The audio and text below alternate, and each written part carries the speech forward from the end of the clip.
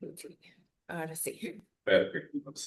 Bueno, ahora sí, damos inicio a esta segunda charla, que forma parte de una programación de actividades que hemos desarrollado en torno a la exposición de María Elena Pombo, titulada To Time or Not to Time, acá en la Galería Abra. Hoy tenemos de invitada, aparte de la artista, a Natalia Díaz Peña, quien es investigadora, antropóloga y docente, con una vasta experiencia en archivos y investigaciones arqueológicas y archivos personales también.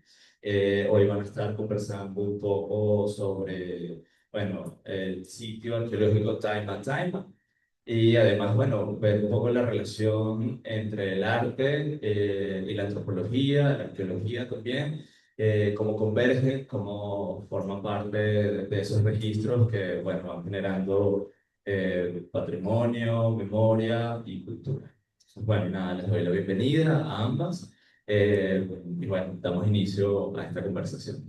Natalia. Bueno, muy contenta de estar aquí, agradecida con María Elena con la invitación.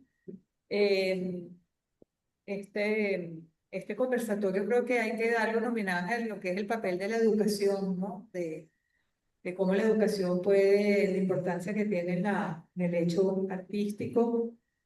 Y bueno, ella y yo nos conocimos en un diplomado que tenía la Universidad Metropolitana de Arte Venezolano, donde allí estábamos diferentes especialistas, un diplomado por iniciativa de la profesora Miriam Pérez Reitia.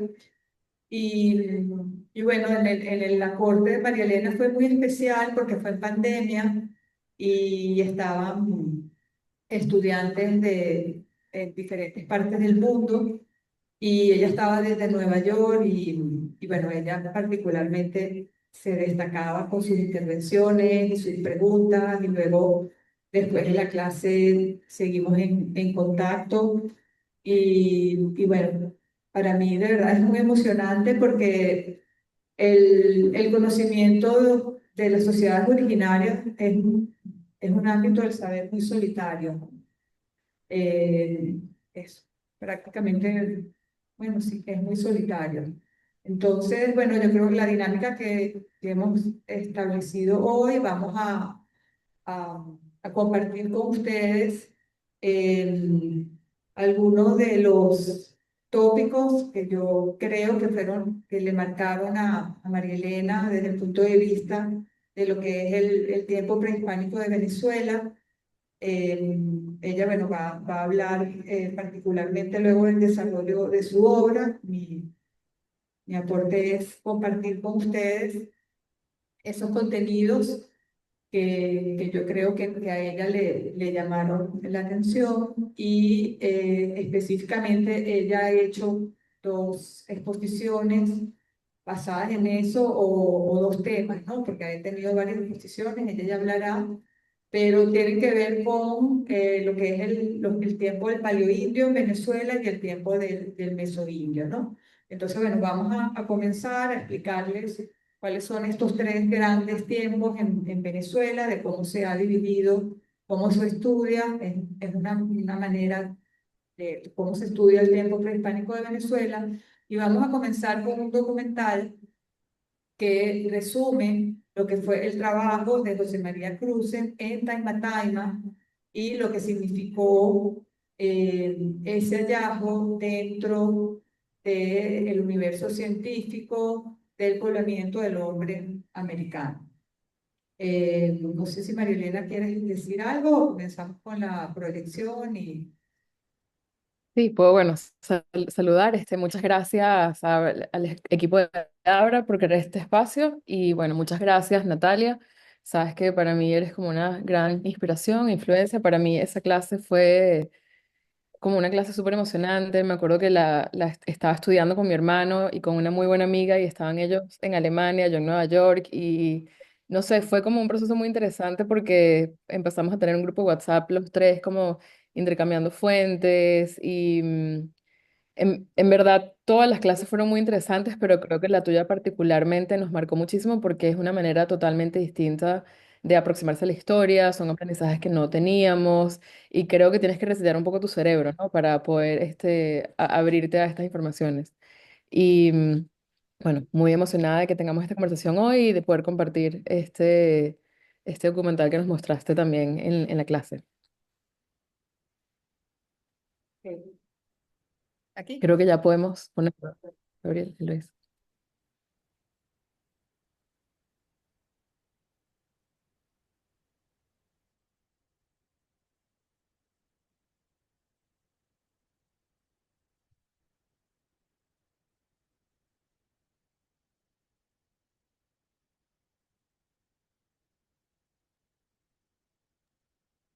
No, no sé por qué no se escucha el audio, por lo menos en Zoom.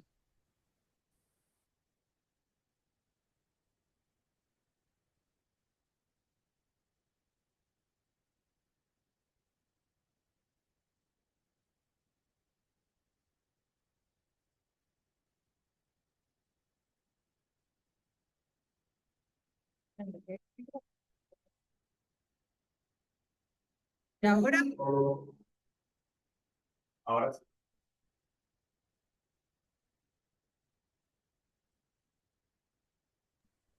Es que no, si le dan play, a ver.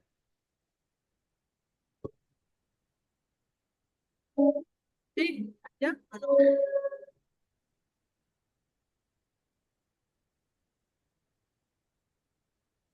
¿Se escucha, María Elena? No, por acá no, pero ustedes sí lo escuchan. ¿Qué dijo? Ah, para ustedes sí se escucha. Sí, Nosotros. aquí. A ver, creo que si le das, no sé quién lo está manejando, no los veo ahora si es Eloisa. Si le das cuando le das a share, hay una opción a veces en opciones avanzadas. Vale. No sé, porque hay veces que a mí me pasaba eso con audífonos, que Dale a múltiples participantes, ¿será? no. No, en principio. Eh, Déjame ver rapidito. Zoom, share. ¿Y tú lo puedes poner? Sí debería poder, ya va.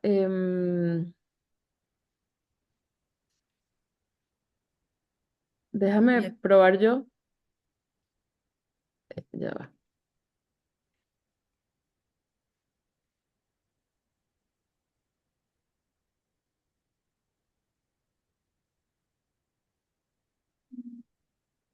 Déjame probar yo a ver que a veces es más share, replace current share.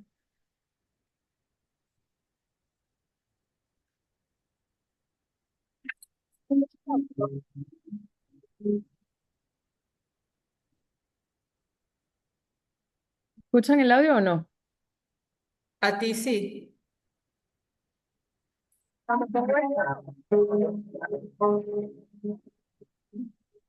Cuando pongo el documental, no. Ponlo a ver. Ya va. Share, Safari. Ajá, ya se ve el documental.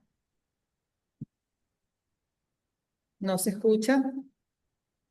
A ¿No? ver. Ok, déjame probar de Dale otra otra vez. manera. Ya va. Dale, ponlo un momentico, porque él al principio tiene como un minuto de silencio y luego comienza. Sí, ya va. Mm, share.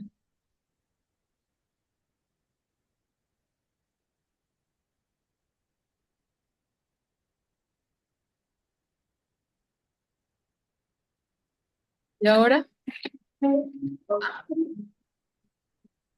Está parado.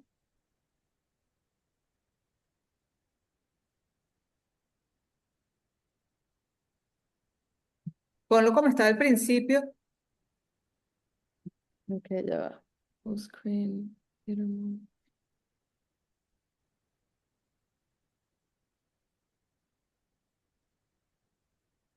Ajá, dale ahí a ver. Ajá, se oye. Ajá, sí, funciona. Ahora sí, ok.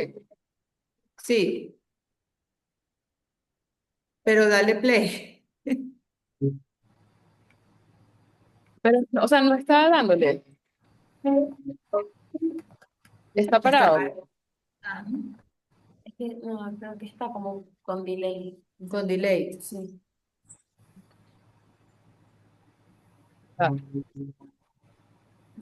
¿Se ve o no? Porque no. Ahora te vemos a ti. Ok, ya va. Tú habías pasado videos antes aquí por Zoom, ¿te escucharon? Sí, Habías tenido la experiencia. claro.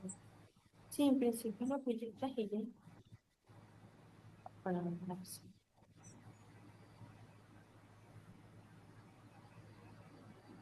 Ok, déjame hacer una última prueba. Sí.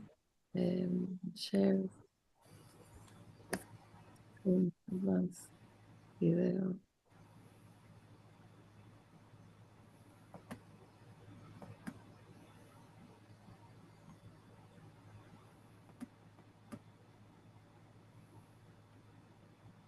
Ajá, ahí se ve. Ujú. Es como, o sea, cuando me pongo en el modo grande lo ven o no. Sí, ahí se ve. Ok, y escuchan todo. Está como con Mm, delay. es que déjalo, vamos a esperar un ratico a ver.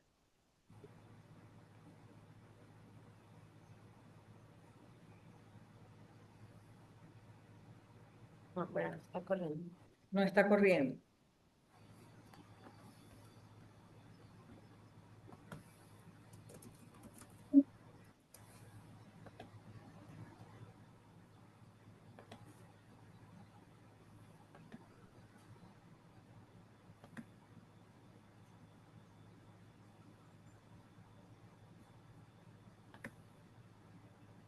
No, pero creo que no.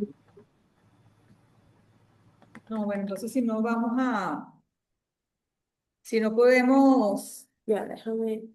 ok, vamos a intentar por aquí otra vez. Bueno, creo que en el peor de los casos, o sea, es ideal que tengamos el sonido, pero como lo estaban poniendo ustedes antes, que no había el sonido, no es ideal, pero por lo menos vemos las imágenes porque igual lo vamos a cubrir un poco después. Ujú.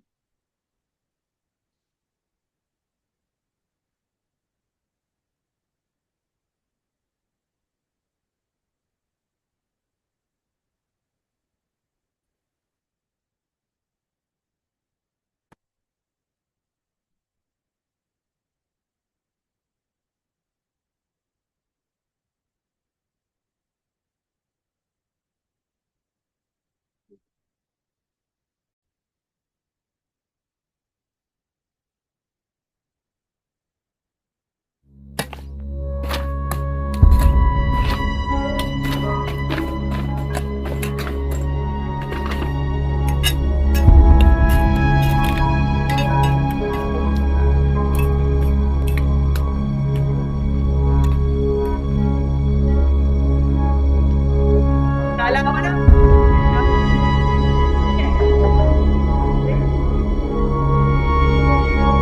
Ahora sí está. ¿Sí? Ahora sí.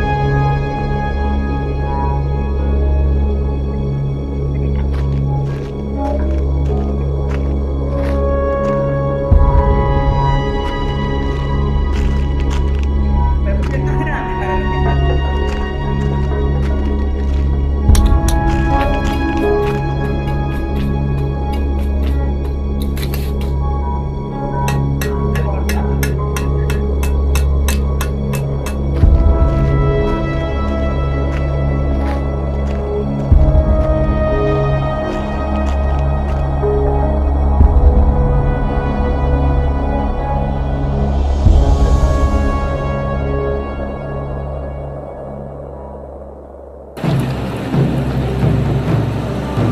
Cuando hacíamos esos trabajos, no lo creían, nadie lo creía. Lo más grande fue cuando se encontraron las puntas por eso ese sitio es muy, muy importante. Si queremos conocer la prehistoria de Venezuela, este sitio llamado Taymatayma es el sitio indicado, situado en las costas occidentales del estado Falcón.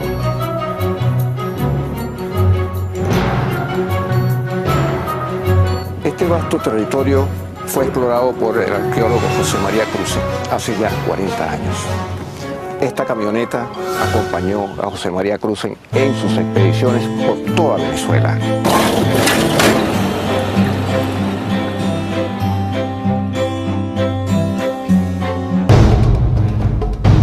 Aquí podría comenzar la prehistoria de Venezuela. En los próximos minutos, este documental investigará lo que aquí pudo ocurrir, una megafauna que interactuó con aquel hombre primitivo que pudo llegar o existir en Venezuela.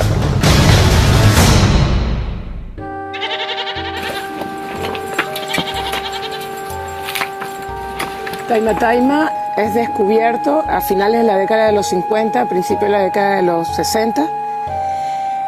Taymatayma constituye uno de los primeros yacimientos descubiertos hacia el sur del continente americano, donde se evidencia la aparición o la presencia de poblaciones del Paleoindio.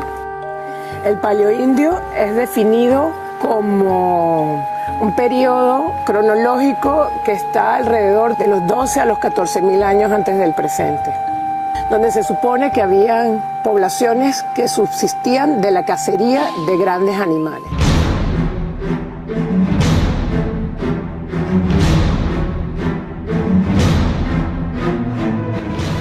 Taymatayma inicialmente fue descrito por Cruzen como un sitio de cacería y descuartizamiento de mastodontes, aunque el registro arqueológico encontrado en Taymatayma es mucho más diverso. Pero la taxa o los animales que aparecieron en este yacimiento con más número, más representativos, fueron los mastodontes. La hipótesis o el modelo que describe o que plantea Cruzen para el yacimiento era un gran manantial donde se supone que los animales venían a tomar agua durante el día mientras pastoreaban en los alrededores. Y aquí eran sorprendidos, eran rodeados por un gran número de cazadores que aprovechaban, digamos, el descuido de los animales para atacar.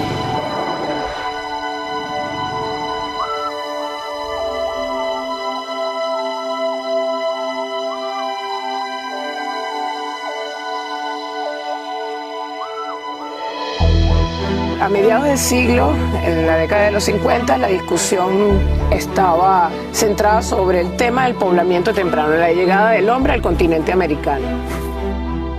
El modelo que imperaba, el modelo que era más fuerte, más sólido, era el que llaman hoy poblamiento tardío o consenso Clovis. El modelo plantea la entrada de grupos cazadores de megafauna por el estrecho de Bering con el norte del continente americano y su posterior dispersión. Hasta el momento eran las fechas más antiguas que se habían definido, estaban alrededor de 12 a 11.000 años, estaban asociadas a unas puntas bifaciales acanaladas, había una tipología muy específica que se estaba encontrando asociada a esta megafauna. En este escenario, Cruzen intenta buscar evidencia para el sur del continente y encuentra el Pedregal.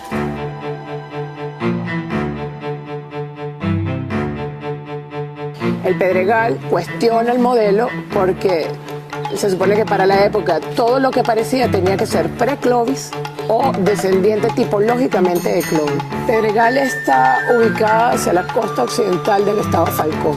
El yacimiento está a los alrededores de lo que hoy es el pueblo de Pedregal, cerca de unas terrazas aluviales que Cruzen, digamos, utilizó para poder fechar los materiales que estaban depositados sobre esas terrazas aluviales. En este momento Cruzen encuentra el jobo.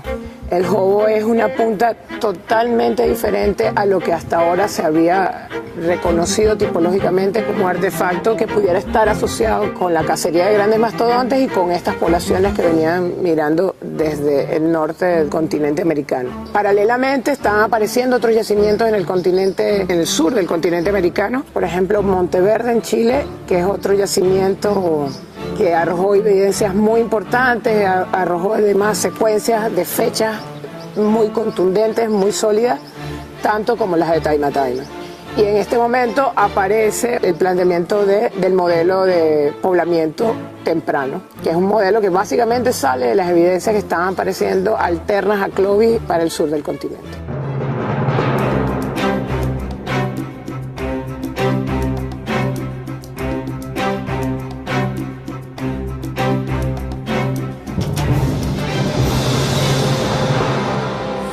Pasaron los años. Él hizo las excavaciones de Muaco, se fue por años otra vez, regresó cuando yo tenía entonces 15 años, que regresa a hacer las excavaciones en Cucuruchú y Muaco. Entonces allá me busca a mí y desde ahí empiezo a trabajar con él con 15 años de edad. Fueron momentos tristes, otros alegres, pero fueron más o menos con él conociendo los 60 años. Esto es Muaco. Este yacimiento fue el primero excavado en la región del Carrizal, donde comenzó las excavaciones más importantes de Cruxem para describir el paleoindio en Venezuela. En estas excavaciones él estuvo en la década, al final de los 50, entre el 58 y el 62, excavando junto al geólogo Rollo y Gómez. Este fue el yacimiento que aportó los primeros contextos importantes de asociación entre los artefactos de puntas líticas de Jobo junto a la actividad de cacería de grandes mastodontes. La complejidad de la estratigrafía que estaba apareciendo y lo alterado de la estratigrafía se decidió abandonarlas y se procedió a excavar entonces Taima Taima. Se inicia la excavación en Taima Taima porque él ya se había hecho en las excavaciones en Muaco y entonces regresa otra vez y se desarrollan unos sondeos en Cucuruchú, Taima Taima y Muaco otra vez. Encontramos unos petroglifos, como pueden ver, están a unos 4 kilómetros del complejo arqueológico Taima Taima. Petroglifos que hacen unos 40 años el arqueólogo Cruxem estuvo investigando en estas playas. Subiendo por estas colinas vamos a encontrar a Taima Taima. Él dice Taima Taima, vamos a hacer todos los trabajos en Taima Taima porque Taima Taima es la parte arqueológica más limpia que hay. No hay cosas asociadas. Estuve excavando en Taima Taima años 61, 62, 63. En Taima Taima se descubre el megaterio, el histodón, la macrocrenia. Se encuentran puntas de flecha agregadas en los huesos, raspadores, cuchillos de piedra. Todo eso se conseguía allí. Lo más grande fue cuando se encontraron las puntas en la pelvis del animal. Según alegría, se llevaban a otros sitios y hasta el exterior. No lo creían, nadie lo creía, se ponía en duda. Pero el doctor Cruxem trajo a Ruth, a Brian de Canadá, y tuvimos nosotros una reunión para que ellos solos excavaran el sitio. Entonces ellos mismos excavaron ellos dos y se encontraron con la sorpresa de encontrar una punta de flecha en una pelvis de animal y todos los raspadores al lado de los huesos. Esa fue una grande alegría porque ahí ellos comprendieron que era verdad. Esa es una gran verdad.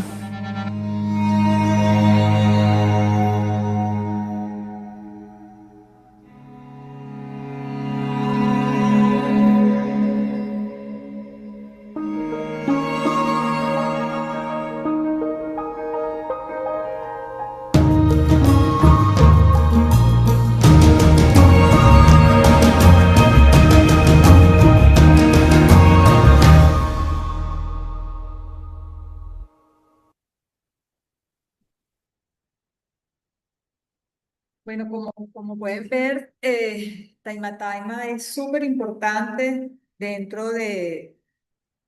sí, estamos bien, dentro de lo que ha sido el poblamiento de América, porque hasta los años 70, 60 particularmente, se pensaba que el poblamiento de América era a partir de los 11.000 años de antigüedad con las puntas Clovis.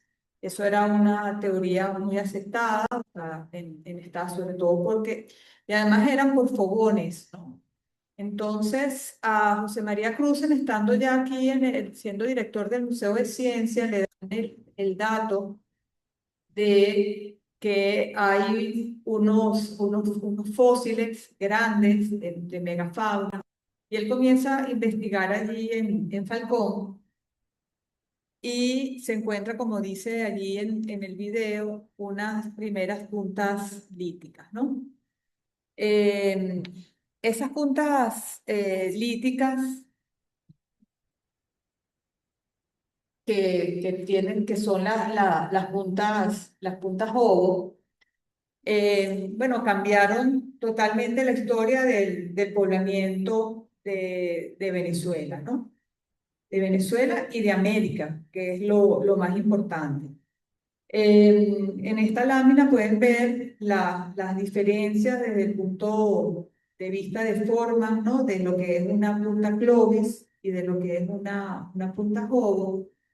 Y antecedo un poco aquí para los que a nivel ilustrativo, esto es un mapa donde están como las grandes migraciones que se han dado en el mundo de los yacimientos más importantes, que nos explican cómo ha sido el poblamiento del hombre, ¿no?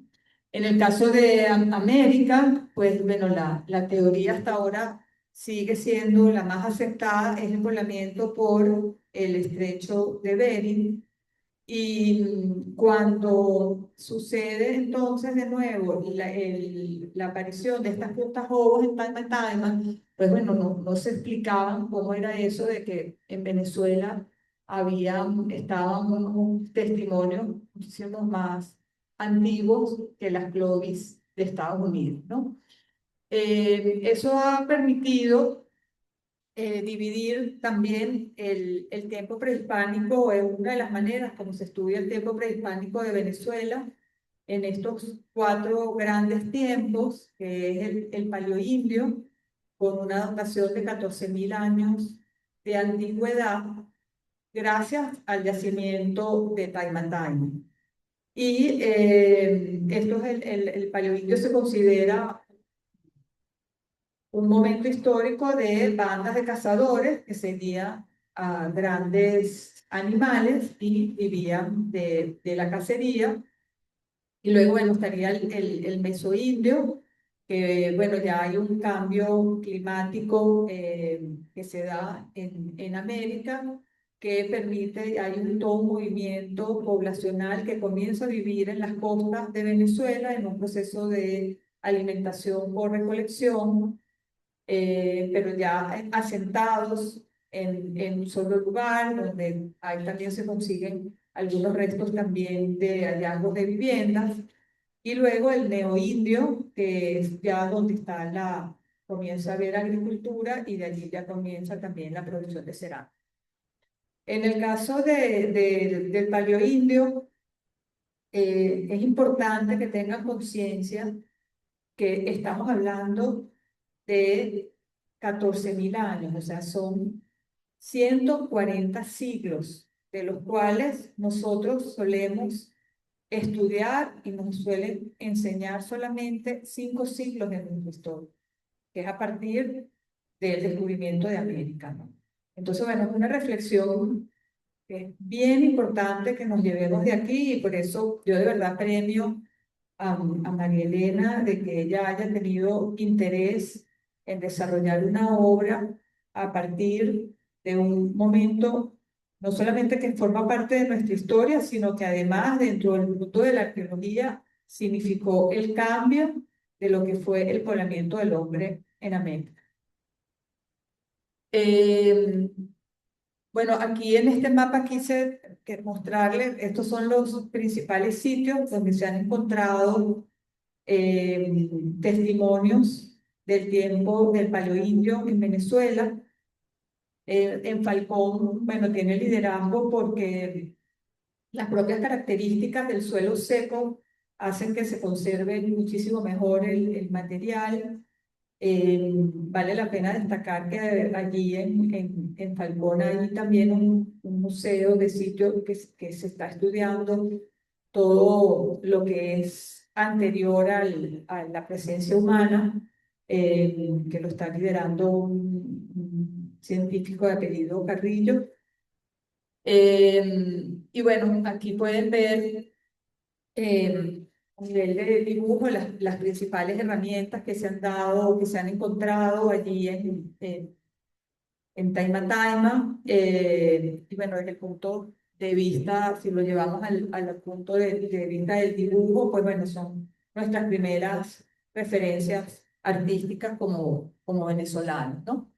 Esto no es una ilustración para que puedan ver los animales que se encontraron allí. El mastodonte es lo que mayormente predomina, pero de nuevo, bueno, insisto, en el caso de Taima Taima fue porque se encontró una punta lítica dentro de una pelvis del mastodonte, ¿no? O sea que no había ningún tipo de duda y además eh, fue casi que milagroso también porque Cruzen invitó a dos especialistas norteamericanos, uno de ellos Alan Bryan, que él mismo fue el que hizo la excavación y él la encontró. Entonces, los norteamericanos era como que no querían ceder eh, el protagonismo y bueno, también en paralelo, ya como sale en el video, en Chile ya empezó, también se encontró otro testimonio de, de paleoindio. Y bueno, en América ya se han encontrado otros lugares, inclusive ya más antiguos, ¿no? Esto es una de las teorías de cómo fue lanzado esta punta. Hay algo aquí que como que fue lanzado esta punta lítica. Es una reproducción de un libro de Luis Molina, y aquí pueden ver un poco la cantidad de material que se encuentra en Taima Taima. Este es el sitio de Taima Taima, se hizo en aquel momento, a finales de los años 90, se hizo un museo de sitio. Esto es una fotografía que yo tomé en el 2006, y bueno, esto está totalmente ya vandalizado, pero bueno, era un museo donde tú podías ver parte de todo el material que se había encontrado. Y bueno, esto es un poco ya entonces para darles también contexto de lo que es el tiempo del Mesoindio, como les dije anteriormente. Tiene que ver entonces con un momento de cuando el hombre vivía a nivel de alimentación, de recolección, y se muda entonces ya a las costas venezolanas. Y es bien importante a nivel de ese momento que se empiezan a suceder unas oleadas migratorias desde Venezuela al Caribe y que luego se van consolidando ya más adelante, ya en la época que llamamos del Neolítico. Bueno, José María, para los que le interese el tema, este es uno de los libros fundamentales de Venezuela, el libro de José María Cruzen y Irving Rose. Es el libro por excelencia de arqueología cronológica de Venezuela. Ellos recorrieron todo el país y tomaron muestras, y aquí es donde a través de este libro podemos conocer lo que es nuestro país desde el punto de vista arqueológico. Hay diversos tipos de metodologías para poder estudiar el tiempo prehispánico de Venezuela. Está la arqueología, está también otras metodologías a través de la lingüística, y también está el tema también de los grupos culturales. Bueno, esto es parte de imágenes de lo que pueden ver en este libro, y luego viene lo que más conocido, que es todo lo que tiene que ver con eh, ya los grupos cerámicos. Y quería llevar a una reflexión que es muy interesante, que es precisamente a través de el arte que se ha conocido para un público general el tiempo prehispánico de Venezuela. Esta es la publicación de 1971, fue la primera exposición que se hizo en la Sala Mendoza. Es un libro que tiene de autoría a José María Cruces y a Miguel Arroyo. Y bueno, allí se traduce en un lenguaje más asequible que el libro de Arqueología Cronológica de Venezuela, pero es la primera vez que se presenta el tiempo prehispánico. Luego, este libro de Alfredo Bulton, del arte en la cerámica aborigen de Venezuela, bueno, es un libro también por excelencia de lo que son nuestros estilos cerámicos y es la primera aproximación desde el punto de vista de la fotografía de una calidad excepcional. Es un libro además diseñado por Cruz 10, impreso en Italia. Y la última gran exposición que la hizo la Galería Arte Nacional, ya incorporando a los principales arqueólogos del país. Y bueno, hasta allí ha llegado la difusión del tiempo prehispánico, pero repito, lo que es la Sala Mendoza y la Galería Arte Nacional son los que han hecho estas grandes exposiciones cronológicamente. Y bueno, y termino aquí con estas publicaciones porque eso fue lo primero que hizo María Elena. María Elena lo primero que hizo fue cazar, entrar en la cacería de conseguir estas publicaciones. Y lo digo cacería porque, bueno, no las encuentras. Creo que yo no sé, creo que sería interesante hasta que contaras cómo fue que las conseguiste. Bueno, María Elena, gracias. Bueno, muchas gracias, Natalia, por esa presentación. Me recordó, yo tengo las notas de la clase que tuve contigo y bueno, ver como de nuevo algunos de estos temas que cubriste y me encanta que justamente cierres con los libros porque tengo ahora una presentación, sí, déjame ahora compartir, preview. Están viendo solamente como Te, un, te estamos viendo el día de la presentación.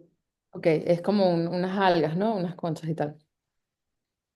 Bueno, justamente, y esto, bueno, obviamente es algo normal en la academia, ¿no? Compartir los libros, una bibliografía, pero es algo que agradezco mucho porque creo que de las cosas que más me quedaron de esa clase fue justamente desde la primera clase empezaste, bueno, compartiéndonos mil y una informaciones que todo, o sea, al final me acuerdo con mi hermano y mi amiga hablando después como que, Dios mío, pero ¿cómo vamos a manejar todas estas informaciones? Porque fueron demasiadas cosas, ¿no? O sea, nunca habíamos escuchado bueno, de estas puntas O, de las culturas Clovis, de Cruzen,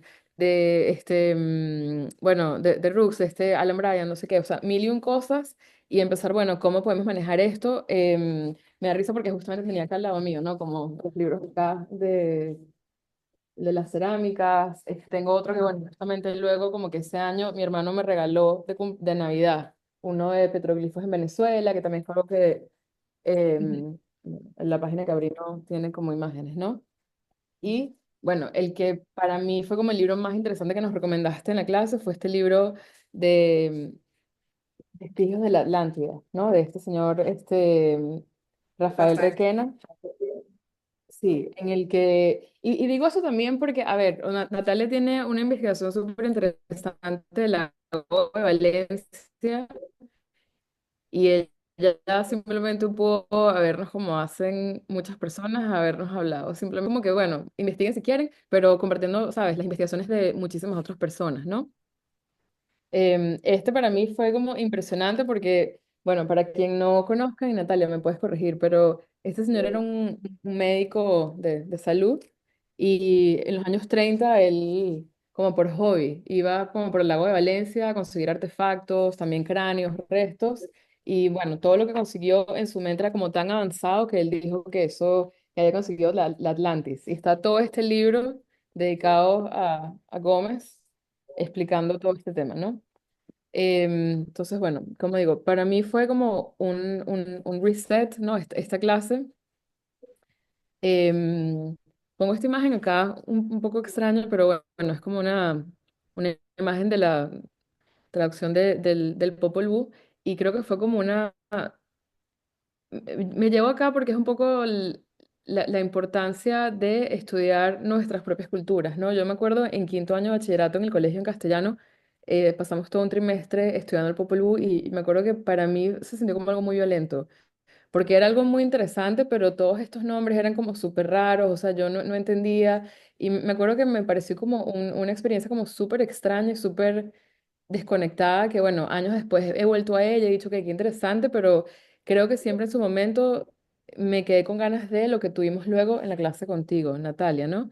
Y doy acá un poco como mi prehistoria antes de la clase y bueno, em, yo me fui a Venezuela a los 23 años y bueno, yo crecí viajando mucho dentro de la costa de Venezuela porque mi familia materna está en Cabimas, viajamos mucho para allá, parábamos a veces en Falcón, parábamos mucho en Tintorero.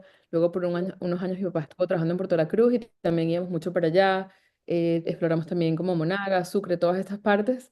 Entonces siento que yo crecí viajando bastante por Venezuela, viendo cosas de la naturaleza y al momento de que yo me fui a Venezuela a los 23 años, un poco mi recurso de cómo entender nuestro país fue mucho a través de la naturaleza y los elementos naturales. Entonces hay como muchos proyectos que estaba haciendo ya que eran alrededor de elementos naturales que, con los que yo crecí alrededor en Venezuela. Entonces, esta obra en particular, por ejemplo, son 2021 ladrillos hechos con semillas de aguacate, en pulverizada y aglutinada con un extracto de alga que también usé en la exhibición Tutaima o no Tutaima.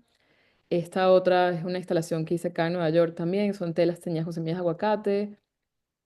Esta es una escultura formada por 7 piezas que también es seda con almidón de maíz, papa y yuca, con el cual puedes hacer como una especie de plástico. Esto también es con almidón de maíz, papa y yuca, son 530 ladrillitos, porque eran 530 años de la llegada de Cristóbal Colón y toda esta gente al continente americano y una pieza que era también con un extracto de alga, la misma que está en Tutaima o no Tutaima, pero acá hecha como una membrana. Ya acá vamos entonces un poco a las influencias de ya teniendo este conocimiento con Natalia. En 2020, cuando hice este diplomado, para cada una de las clases teníamos que hacer un ensayo final. El ensayo que yo decidí hacer, y fue un poco mezclando como varias historias, ¿no? Para mí o sea, gracias a Natalia descubrí el trabajo de Andrei y Magdalena Anzac, lo cual me da mitad vergüenza, porque yo estoy en la Universidad Simón Bolívar donde ellos trabajaban y no sé por qué, creo que no estaba en mi cerebro en esa onda en ese momento.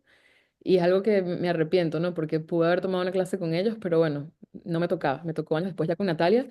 Y toda la investigación de ellos sobre estas culturas ocumaroides y cómo iban para los roques y llevaban figurinas en agradecimiento a, bueno, o como protección hacia los espíritus de las conchas de Botuto. Ya luego voy a mostrar un trabajo que hice con eso. Acá se empezó como un poco a fungir en mi cerebro y en una exhibición que tuve el año siguiente que era una exhibición un poco barroca, porque tenía muchísimas cosas y bueno, era un poco la exhibición la hice como una réplica de mi estudio y en una de las partes estaba este libro con algunas muestras que había hecho iniciales con unas como cerámicas con conchas pulverizadas aglutinadas con un alga. Acá ya em, este es uno de los primeros proyectos que hice ya como inspirado en estas culturas ocumaroides y la investigación de los Anzac. Estaba haciendo en 2023 una residencia con una asociación cultural en una isla acá que se llama Governor's Island. Es una isla que antiguamente vivían militares, era como una especie de fuerte y en los últimos años la han vuelto como una isla de artistas. Hay muchas casas donde vivían estos familiares de los militares que ahora son para distintas fundaciones artísticas, entonces pueden trabajar los artistas allá. Y estas son como fotos del estudio que yo tenía ahí con investigación y proceso para que la gente puede ir y verte trabajar. Entonces yo tenía esto para que fueran como viendo el contexto en el que yo estaba trabajando con unas conchas que estaba recolectando en unos restaurantes. Em, Esta fue como la obra final que hice en esta residencia. Se llamó Conchero Sintético Fultonoide.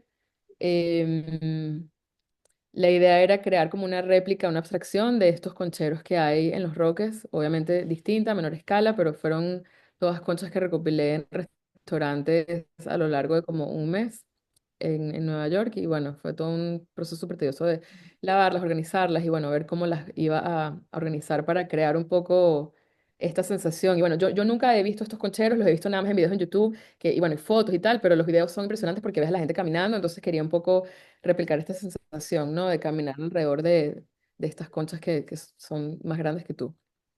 Al mismo tiempo que estaba haciendo esa residencia, estaba haciendo también otra residencia asociada al New Museum, el Museo de Arte Contemporáneo acá en Nueva York, y nos invitaron a hacer una exhibición de arte público en un puerto acá. Entonces, bueno, en verdad mezclé las dos cosas. Este puerto y la isla están súper cerca, hay un ferry que las conecta. Entonces, también para mí era una manera de replicar como esta danza, este viaje que hacían estas culturas entre como el mainland de Venezuela hacia la costa. Y en la isla hice el conchero, pero acá hice esta pieza que llamé Vestigios de la Fultonera, que estaba conformada por tres piezas. Una pieza que era esta, la llamé Venus-Fultonoide, que era hecha con conchas de vieras trituradas y extracto de alga marrón, la misma alga que utilicé para Tutaima o no Tutaima. Es una pieza como redondita que está en principio reimaginando estas figurinas que utilizaban como ofrendas a los espíritus de Botuto. Luego, una pieza era conchas fultonoides, que eran, bueno, todas las distintas conchas que me dieron estos restaurantes en ese periodo. Y ya, polo fultonoide, que eran conchas de ostras trituradas, ¿no? Em, la estación del metro de donde está todo esto se llama Fulton y por eso le di un poco, es que no sé cómo explicar esto bien, pero, o sea, de alguna manera convertí este nombre Fulton a un lugar arqueológico, dándole este nombre a la Fultonera y bueno, todo luego las piezas van alrededor de ella, ¿no? Entonces, ese es un poco este primer proyecto que estaba hablando Natalia, que fue inspirado en las conchas, es un periodo que yo todavía estoy continuando, lo he exhibido en algunas partes, pero todavía estoy haciendo más experimentos con estas conchas y la idea es eventualmente tener algún tipo de libro de artista con ellas. Em, ay, ya va, Sí, creo que sería bueno agregar que con el tema del tiempo del Mesoindio es un tiempo poco estudiado. No hay muchos yacimientos del que le interese el tema. Si van a Araya y se devuelven por tierra vía Cumaná, es impresionante porque puedes ver allí que es un gran conchero. O sea, vas kilómetros de kilómetros, kilómetros y ves, es un gran yacimiento, pues es un gran yacimiento que viene de esa época, o sea, son conchas y conchas aglutinadas. Como estaba diciendo María Elena, nosotros tenemos unos estudios muy importantes que hicieron los arqueólogos Magdalena Anzac y su esposo.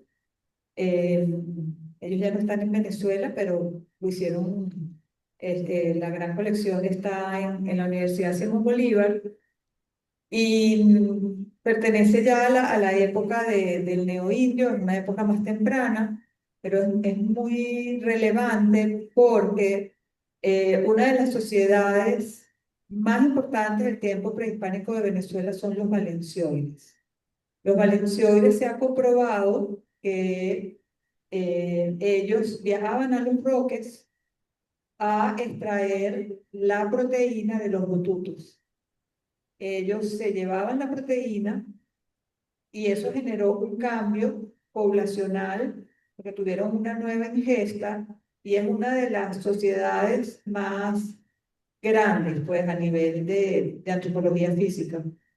Ellos además comercializaban estos botutos con la gente de Lara Y bueno, también es muy interesante a nivel de economía, de sal, de proteína, de concha. El Museo de Keyboard, el que le interese el tema, es una belleza en objetos de concha que se pueden ver allí. Y bueno, los ANSAS pudieron comprobar con investigación científica cómo la cerámica que se encontró en Los Roques venía del lago de Valencia. Entonces, bueno, es bien importante que ella también haya hecho un trabajo sobre eso. Bueno, para mí un poco esto era, obviamente me interesaba, pero es también cómo creas espacios de esparcimiento para otros conocimientos y una de las respuestas que cuando estábamos estudiando el Popol Vuh a los 16 años, me acuerdo que algunos estudiantes le preguntamos, bueno, ¿por qué estamos estudiando esto, no? Y como la idea era, no, es que no tenemos lenguaje escrito que dejaron nuestras culturas o que han hecho. No sé, era como una manera como muy estática de entender el conocimiento, nada más a través de un lenguaje escrito, que bueno, quién sabe, a lo mejor hubo, no quedó, no sé. Eh, em, es- pero que al final, algo que a mí me quedó mucho de tu clase fue, bueno, ver cómo las distintas rutas que tenían que hacer estas personas para hacer estos viajes, las cerámicas que estaban haciendo y entender que, bueno, hay como otras maneras también de evaluar a las sociedades, ¿no? Y cuando decidí hacer esa exhibición en concreto, ellos querían que hiciéramos algo para ese sitio del puerto y de la isla, y yo, bueno, lo mezclé un poco con esta otra historia. Al final, acá la gente es bastante abierta a que hackees un poco el espacio para hablar de otro tema que a ti te interese, ¿no? Y a medida que lo iba haciendo, creo que ahora con tu Time No Tu Time me dio un poco más libertad. Creo que ahí todavía estaba un poco tratando de replicar el método que tendrías tú, por ejemplo. Y hubo un momento que dije, bueno, al final yo no soy antropóloga, o sea, soy artista trabajando con esto, llevándolo a otro nivel y trato siempre de tener mi bibliografía y recomendarle a la gente, bueno, tienen estas lecturas para que puedan aprender más. No lo van a aprender todo conmigo, es un poco como una introducción. Si ya luego tú quieres aprender más de esto, puedes luego investigarlo y esa ha sido un poco como la idea, ¿no? Separar como que no voy a hacer yo el ensayo o sea, o la tesis de 200 páginas con todas estas cosas, no me toca, no tengo los recursos y ser como bien honesta al respecto, pero dar como una introducción y que queden como estos espacios.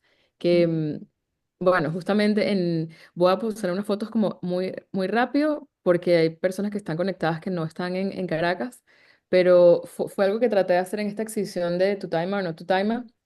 Yo había hecho hace unos años una exhibición, un proyecto que se llamaba, bueno, que continúa, La Reentrada, que era un poco imaginando como el futuro en una Venezuela que las personas que se fueron vuelven, que es otro momento histórico, ¿no?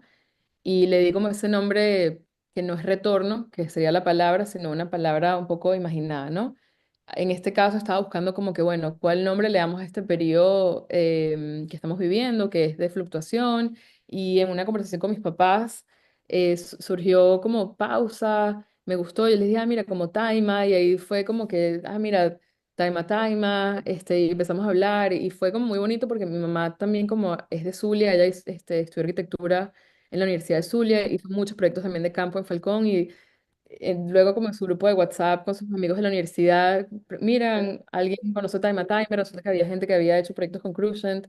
em, pero bueno, al final como que tomé un poco el nombre y el pensar, bueno, ese sitio tiene como, nos da respuestas, pero también nos da incógnitas, de la misma manera que este momento que estamos pasando ahorita, no se puede tomar una foto, todos los días cambia el número de gente que se fue, que vuelve, pero tratar un poco de como domesticarlo y hay como algunas cosas que hice, como por ejemplo la pieza más grande que está en la exhibición es esta pieza que se llama Tejiendo el Guayabo, em, y son 8 paneles cuadriculados, entonces empiezo a hacerlo de una manera como muy organizada con estos hilos que hago con un extracto de alga, pero bueno, al final termina siendo un poco caótico, pero estoy teniendo la intención, así como en estos espacios hacen la cuadrícula.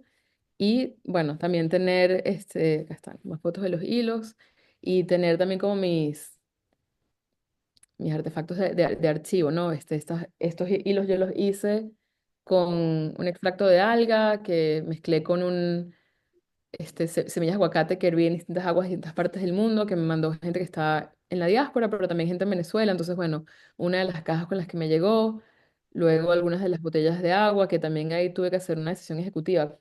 Tomé nada más las botellas de agua que me han mandado de ciudades en las que ha vivido mi familia nuclear, simplemente porque tengo como 200 botellas, no podía mandar todas. Em, y bueno, también algunas otras piezas que van mostrando como que los cambios de estas aguas, ¿no? Em,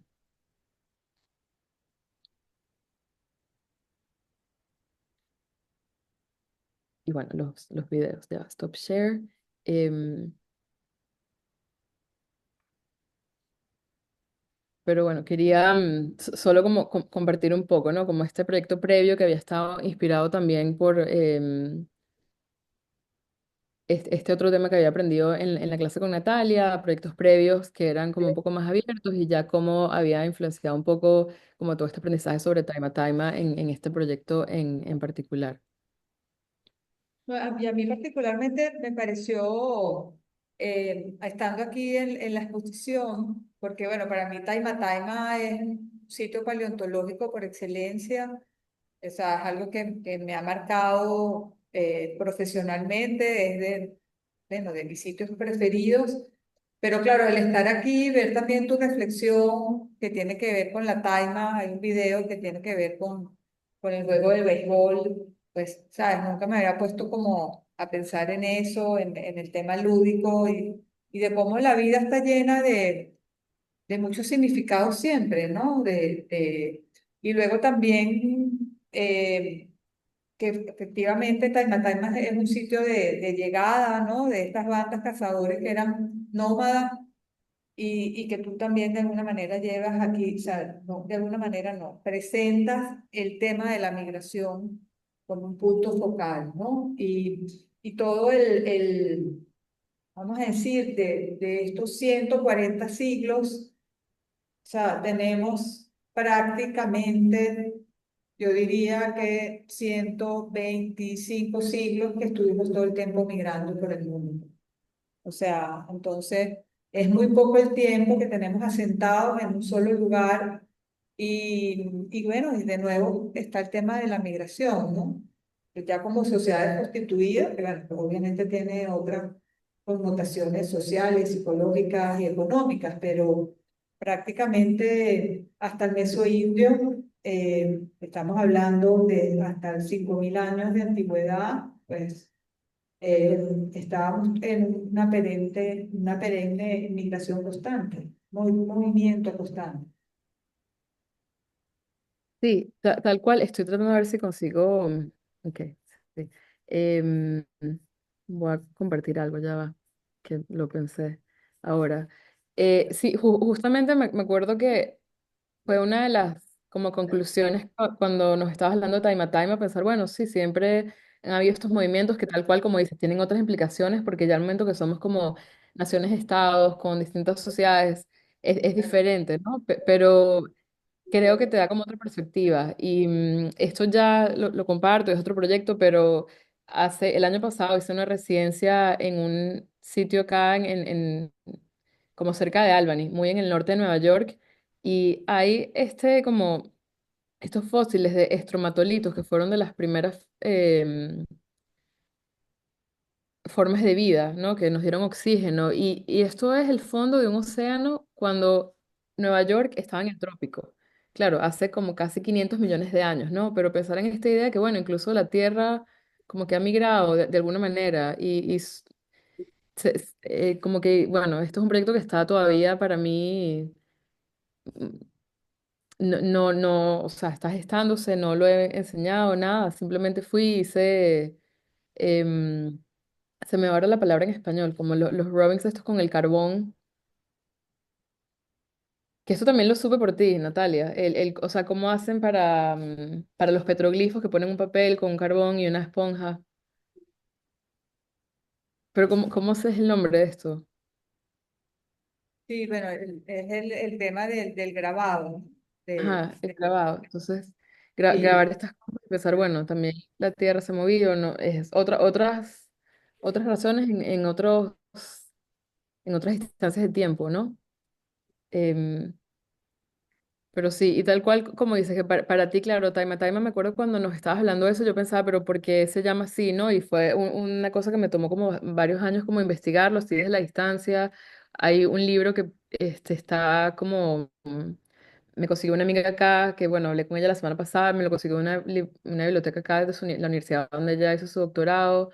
Y bueno, explica todo sobre el sitio, pero no explica de dónde viene el nombre. Se dice, bueno, algunas partes, ¿no? Pero sé que para mí el nombre es como muy difícil separarlo de esta palabra que nosotros usábamos en la infancia. Pero de la misma manera que también para mí hoy en día, si escucho Taima de pausar, pienso en el sitio, ya se mezclan las dos en mi cerebro. Sí, además que, por ejemplo, el sitio de Taima queda muy cerca de un poblado que se llama Taratara, que es donde vivía Cruces. Entonces, una vez que se jubiló del IBIC, él se fue a vivir a Taratara y dedicarse completamente a todo lo que fue la investigación allá del paleoindio. Él siguió, eh, también generó el Centro de Investigaciones, el CEAP, Centro de Investigaciones Arqueológicas y Paleontológicas en la Universidad Francisco de Miranda, y desde allí hizo una exposición que tampoco la he vuelto a ver en Venezuela, de la loza popular falconiana. Es uno de los libros también más importantes dentro de lo que es la producción de cerámica de Venezuela. Se hizo esa gran exposición.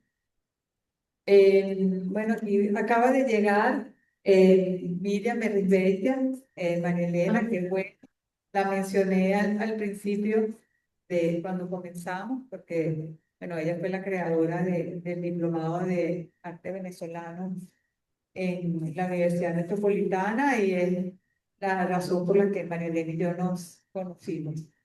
Muy agradecida que hayas llegado. Hola Miriam. Hola María Elena, contaron una día y con la lluvia también de los vecinos y ya Ajá, estaba pendiente Bueno, de la casa. ok. no escuché mucho. No sé Este, si empezamos bueno, a abrir como... sí, tuvo unos Ah, problemitas, pero que ya llegó. Ok, ¿alguna pregunta? Si alguien quiere preguntar algo, alguna inquietud, alguna curiosidad.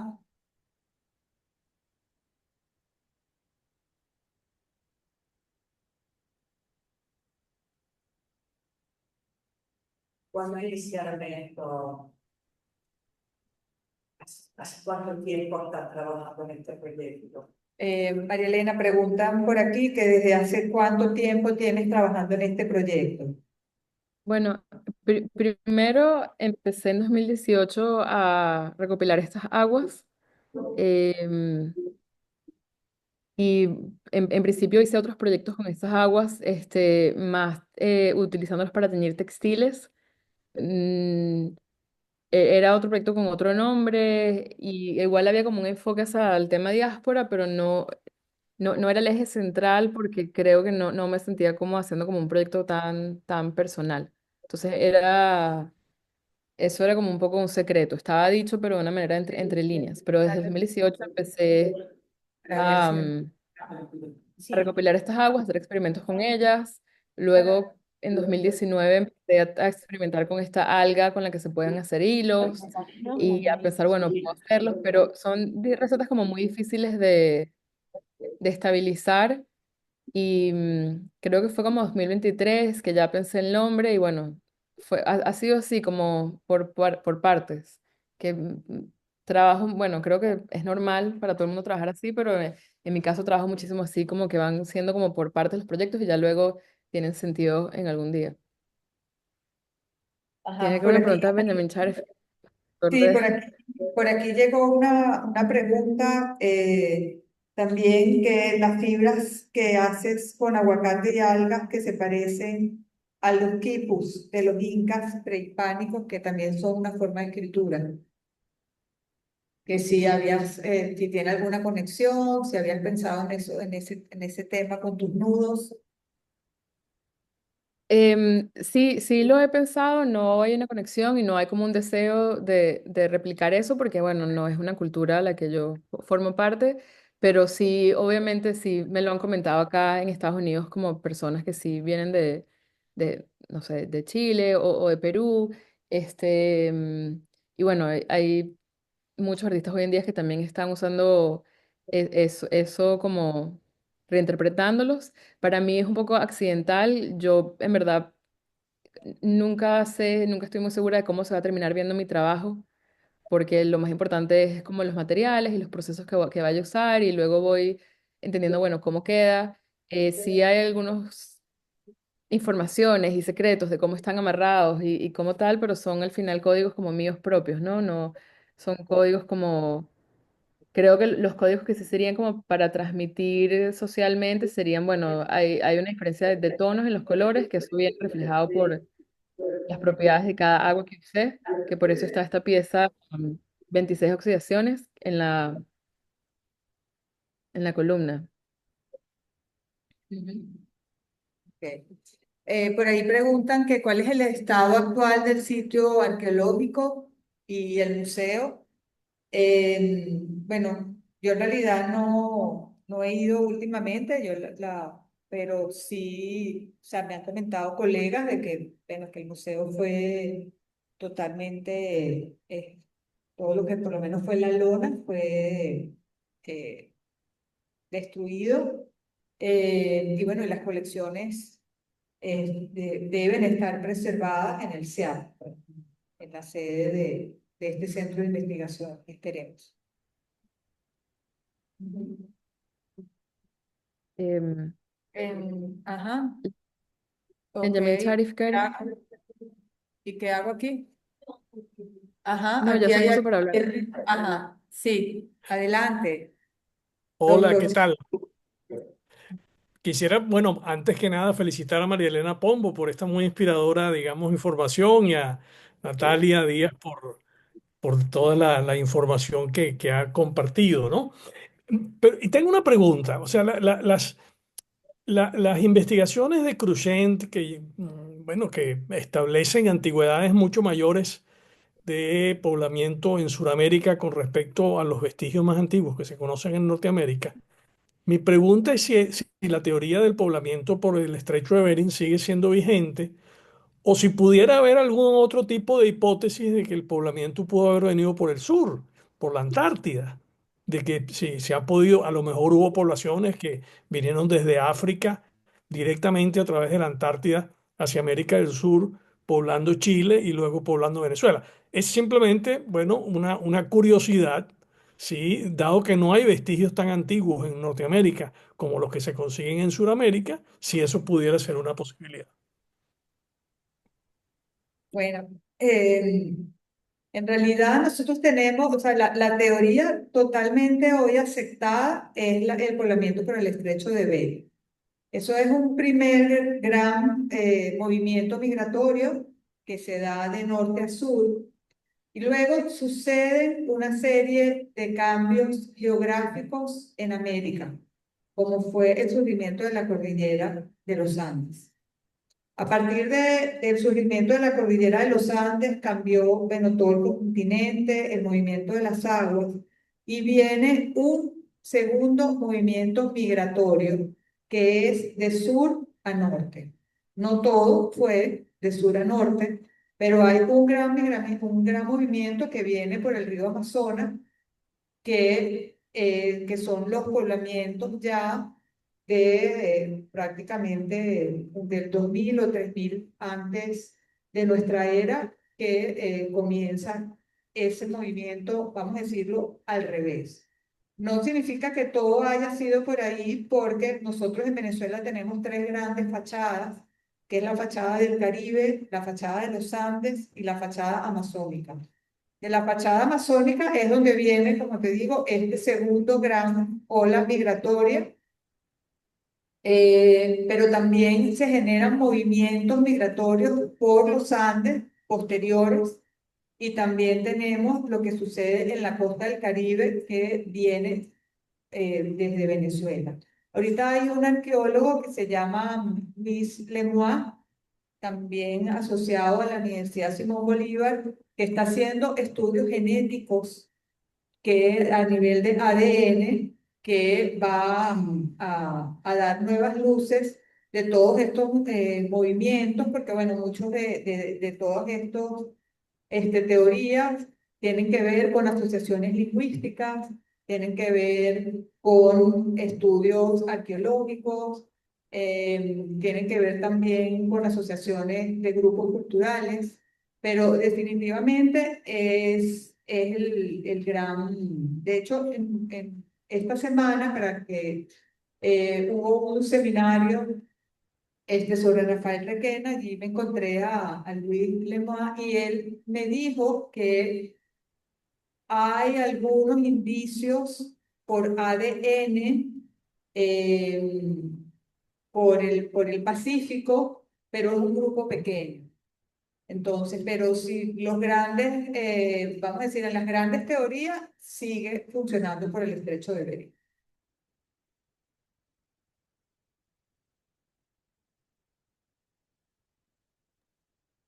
Gracias por su participación. Sí, gracias, Ajá, Natalia, por responder eso. ajá, otra pregunta por aquí. Hola, hola María Elena, sobre todo lo que quiero es, bueno, felicitar y saludar. Yo estuve también en el diplomado contigo, María Elena, pues, y con Natalia, y disfruté muchísimo de tu clase bajo los ojos de alguien no artista, entonces celebro y felicito a María Elena toda la trayectoria, cómo ha continuado con el camino, cómo Natalia nos inspiraste, porque a mí también marcó tu clase fue fundamental en el diplomado. Yo también estuve tratando de buscar los libros, a pesar de no tener nada, ningún proyecto, pero fue tanta tu pasión que bueno, creo que nos tocaste. Y a Miriam, por supuesto, porque el desempeño en llevar a cabo este diplomado, que me lo disfruté muchísimo. Gracias y felicitaciones y que bueno, seguiremos tus pasos. Qué bueno. Todo esto. Bueno, muchísimas gracias. Cada vez que yo suelo dar el tiempo prehispánico, porque me tocó un tiempo también darlo en la Universidad Central,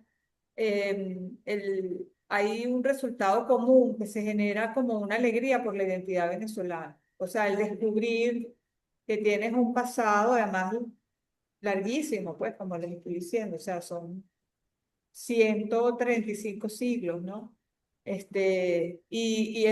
A mí me parece que es súper importante difundir el tiempo prehispánico de Venezuela porque es una herramienta de cohesión, es una herramienta de conocer los otros y sobre todo, que lo digo siempre, lo he repetido mucho en las clases, cuando conocemos el tiempo prehispánico, tienes que conocer de geografía, porque los movimientos eran a través de los ríos, o sea, los ríos eran las grandes autopistas. Entonces, es otro país, pero también es el mismo país que tenemos y encuentras todas las relaciones que tenemos con los nombres, como Caracas, como Los Teques, como Guatire, como El Guaire, como Paracotos, como, bueno, son todos topónimos indígenas que todavía persisten. No sé si, ajá, hay alguien Hola quiere hablar. Natalia, Hola, Rocío está desde Sevilla, qué desde emoción. Sevilla, en España.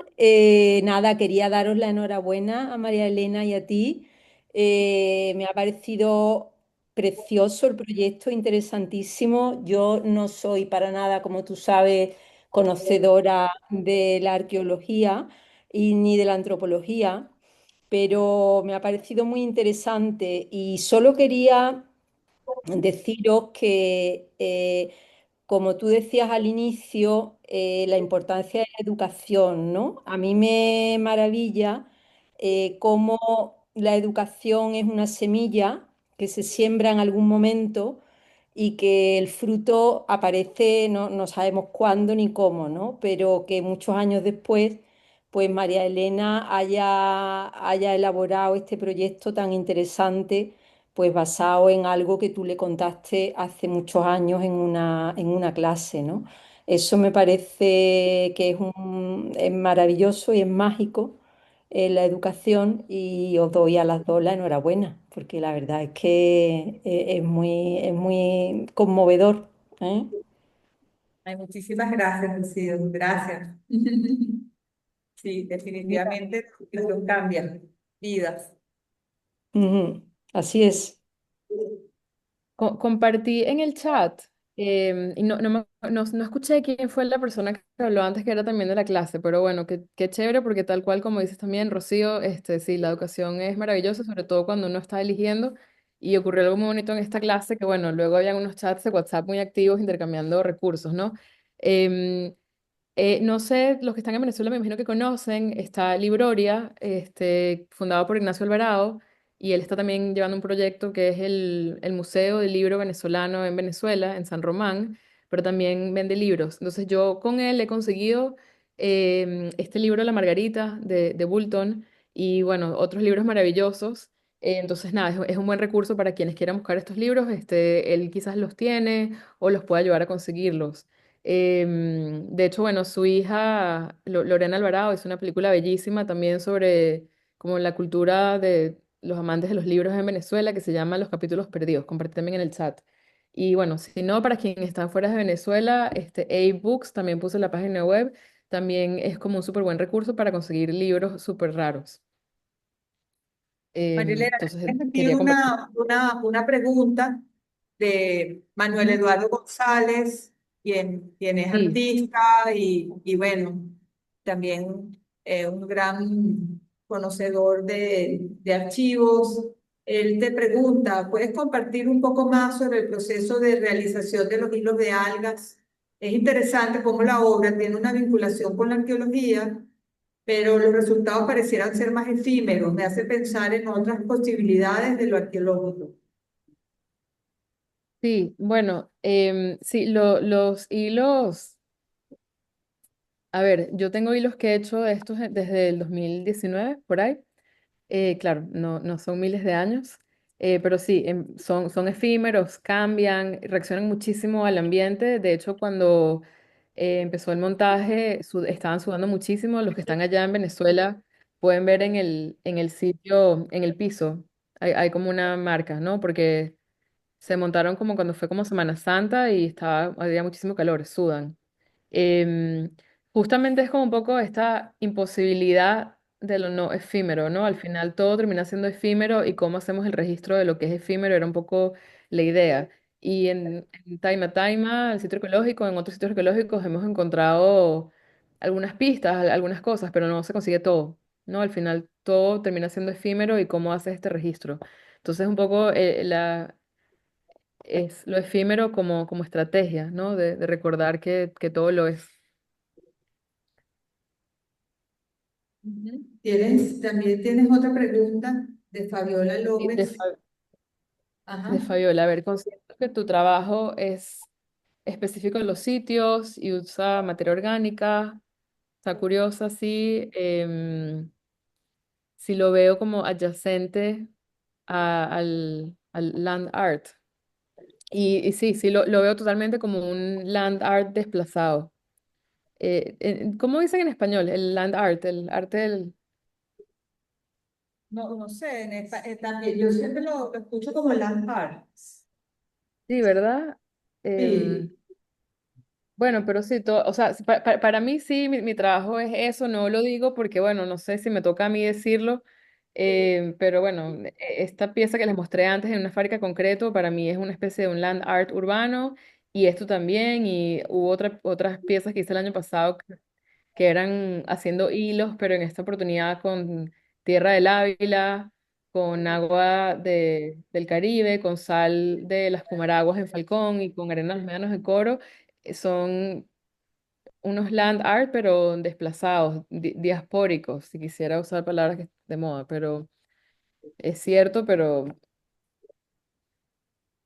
sí lo veo como una especie de un land art del siglo XXI y desplazado.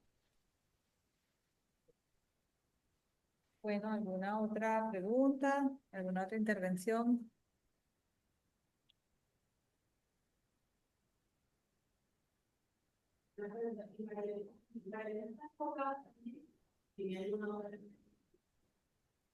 María Elena, que si tú estás enfocada en esto, ¿tienes otras líneas de investigación? Em, bueno, tengo varios proyectos que siempre estoy como en paralelo. De hecho, bueno, este proyecto para mí em, continúa, pero tengo ahora este año voy a tener una exhibición en Argentina en la que voy a hacer unos hilos similares, pero con arenisca y agua de Canaima que obtuve en un viaje en 2023. Y luego voy a tener una exhibición en Colombia en la que voy a usar agua del lago de Maracaibo que agarré también en unos viajes el año pasado. Em, entonces, creo que ya hice el año pasado también unos hilos con petróleo de Cabimas. Creo que ya ese ciclo está cerrándose, estas piezas de tejiendo a Venezuela, básicamente. Em, Pero sí, siempre tengo como varios proyectos en paralelo, a pesar de que, bueno, y los voy retomando. Algo que pienso mucho también, Natalia, en ti, la manera que trabajo y a veces me doy más permiso, porque me acuerdo que cuando estábamos en la clase yo estaba tratando de como hacer un principio y un final, ¿no? Acá es esta gente, y tú decías, es que no es lineal, a veces hay cosas que ocurren en paralelo, y aceptar también como eso también como en el trabajo, ¿no? Que es también para todo el mundo es así, o sea, a veces empiezas a hacer algo, pero va otra cosa en paralelo, no suelen haber principios y finales tan rígidos. Entonces, este proyecto de alguna manera continúa, sigue teniendo su vida, y mientras voy haciendo estos otros que les comenté y otros también que vienen por ahí que son de distintas razones. Hay como una serie de proyectos que hago todos los años acá en septiembre para el mes textil de Nueva York, que son como obras de arte público con textiles que tiño con plantas, y cada sitio que escojo está en referencia, tiene alguna conexión con esa planta por alguna razón, y está esa línea y hay esta otra línea que es más como relacionada con Venezuela directamente.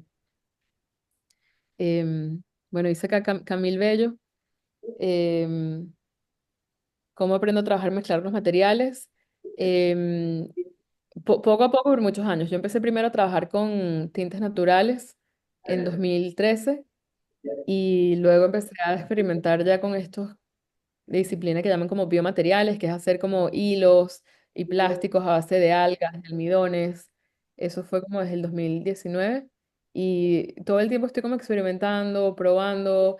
También trato siempre de hacer clases como la que hice con Natalia, para luego como ir conectando esta parte más material y física de los materiales con qué historias quiero contar a través de ellos, pero es simplemente como ensayo de error. Y si ves mi estudio siempre es como un laboratorio, estoy probando cosas y bueno, ver, a veces las cosas funcionan rápido, a veces no. O sea, estos hilos, como les digo, están ahorita exhibidos allá en 2025 y he experimentado con ellos en el 2019.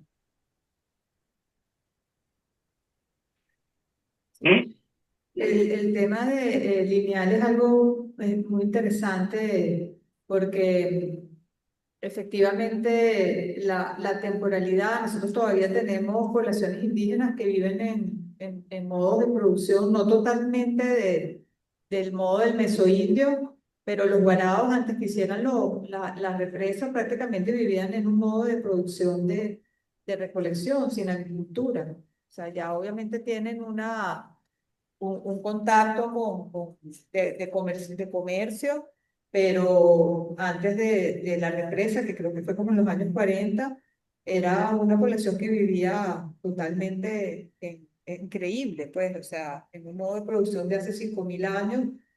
Y bueno, y antes, antes de todo el tema del narco minero, y bueno, todavía hay algunas poblaciones que viven también todavía sin agricultura. O sea, de verdad que eso es un hecho notorio, ¿no? De que todavía en pleno siglo XXI tengamos poblaciones en el mundo que vivan sin un modo de vida, o sea, de agricultor. O sea, imagínense ustedes eso, pues, o sea, eh, es llamativo, ¿no? Bueno, yo creo que, bueno, María Elena, muchísimas gracias por la invitación, por tu inspiración. por darle un momento al tiempo prehispánico que, bueno, como les dije antes, para mí es súper importante porque es una herramienta para comprendernos, para aceptar a los otros, para conocer de dónde venimos. Y bueno, de verdad que valoro muchísimo tu trabajo como artista, como investigadora, por tu profundidad. Y muchísimas gracias a todos los asistentes que están aquí en Caracas y a todos los que están online también por su tiempo. Sí, bueno, muchas gracias a todos por venir. Muchas gracias, Natalia, por, bueno, compartir tus conocimientos, siempre con generosidad y haber hecho estas presentaciones hoy. Muchas gracias al equipo de Abra y bueno, seguimos conectados por ahí. Gracias.